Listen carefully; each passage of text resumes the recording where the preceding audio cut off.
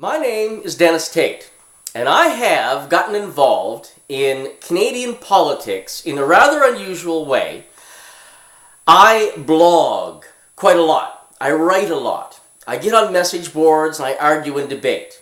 Well, now I've suggested something in my province of Nova Scotia that is very unusual. I have suggested that the Liberal candidates and the NDP candidates get together and cooperate in this election.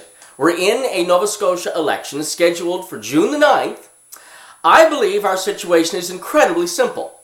Liberal candidates and New Democratic Party candidates cancel each other out. They each get about maybe 30% of the vote. Well, let's say 28% of the vote. And then a Conservative candidate may come through with 30% of the vote and win the election.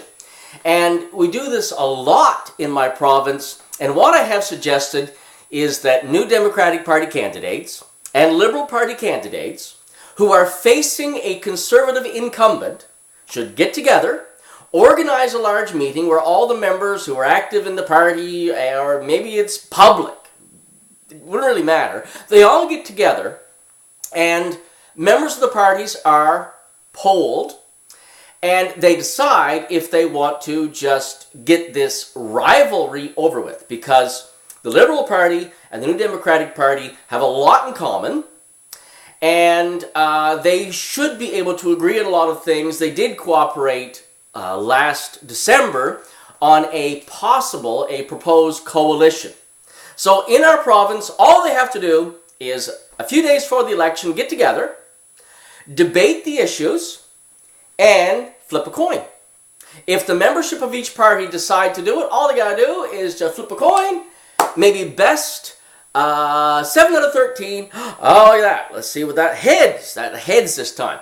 So one candidate is heads, the other candidate is tails. They go best 7 out of 13. To make it a little more interesting, they film the entire event, and then the candidate who loses drops out, which should ordinarily cause either the Liberal candidate or the New Democratic Party candidate who's left, who's facing a Conservative incumbent who's already been there, has a lot of experience, who's been there for a long time. And so one or the other of the Liberal candidate, New Democratic Party candidate, they drop out, and presumably their counterpart on the political left will win the election easily, hands down. Now, this is going to scare quite a few people in the Conservative Party because if this virus of NDP-Liberal cooperation catches on and spreads right across the country, the probability of there ever again being a Conservative Prime Minister is extremely unlikely. The Conservative Party will probably hang on to a few provinces such as maybe Alberta, but the chance of them ever having another premier in a province like Nova Scotia, it is highly unlikely.